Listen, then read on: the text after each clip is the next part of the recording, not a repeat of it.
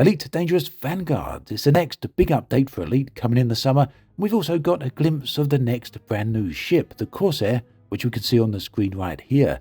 Now this is all very surprising news because it comes hot on the heels of the release of Elite Dangerous Trailblazers, which arrived today. This is the biggest update we've seen for a long time for Elite. It's going to fundamentally change the game. It allows for colonization and essentially player ownership of star systems as well as base building. Now that is the current update. I'm not going to talk about too much of that today because, well, unfortunately I'm away from home. Well, fortunately for me, I'm on holiday. And in case you're noticing some difference in the quality of audio, that's because I'm not using my regular equipment. But that means I'm not able to test the update out. But I have seen the news. I've got a nice little content creator pack here sent over from Frontier, which allowed me to see a bit of a glimpse, or hear a little bit of news actually, about the summer update called Elite Dangerous Vanguards. There's also a roadmap here for what we can expect to see later this year. So let's talk about what this is. So Vanguards is the spiritual successor to Squadrons. And Frontier say it's going to build on what the, Squadrons was all about, what they had originally tried to achieve with it, but weren't able to due to various limitations. Essentially what this looks to be is, to all intents and purposes, a guild system. Now a lot of people were hoping that was what we were going to get with Squadrons all those years ago when that originally released. Unfortunately it didn't work out that way, but we're getting it now. So a big part of this is building group features and group functionality. That will come with a dedicated UI space for Vanguard. Vanguard members, these, I guess that's what they're going to be called in a squadron. It will be your Vanguard. And from here, you'll be able to communicate with other players, set objectives, and coordinate various different activities. So this basically will allow for easier communication between Vanguard members and non-members as well, for inviting others to join. Now Frontier have said that Vanguard is going to be a big part for brand new players. It will allow them to join Vanguard's guilds essentially and find a slightly easier way into the game. And that can mean guidance, just joining up with other players and really getting to grips with what the game is all about. So the idea here is that Vanguard will have a leader who's responsible for setting group goals and objectives. That's, for example, would be organising mining activities, or perhaps going out and organising a hunting activity. Completing these group activities will come with various different rewards, such as perks that are provided based on collective achievement. Now, as I said, a big part of this is all about new players and community building, so that will facilitate new player integration. So something like mentorship, you're about to get some assistance if you're a new player from experienced players, and that's pretty hard with the way the game stands right now.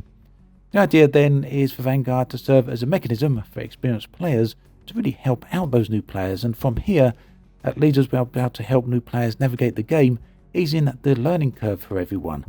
But there's also something more going on here. It seems there's going to be a banking system of sorts, and that means players should, hopefully at least, as long as this all goes to plan, should be able to share credits with other players as well as modules, or maybe even new ships. So there will be a central hub there where players will be able to withdraw credits, take out modules and those ships as well, and this will greatly enhance the whole experience, I do feel. So Frontier have said this isn't just going to be a standalone system, it's also going to connect in with things such as colonization, as power play, and that will really bring the idea of player factions together, won't it? Because not only will you be able to achieve certain objectives with power play, but, well, the whole control and functionality of that will become much easier.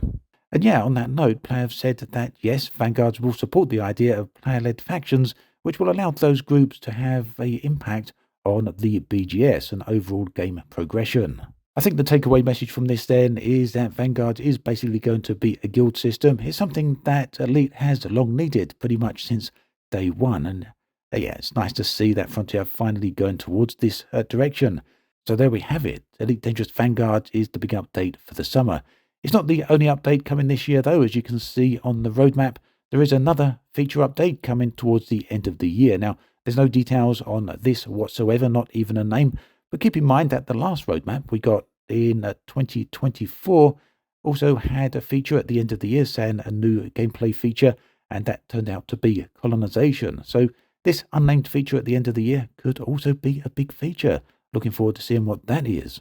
And then we come to the brand new ship. This is the Corsair. It's going to be the first brand new ship of 2025, which does suggest there's going to be a few more as well.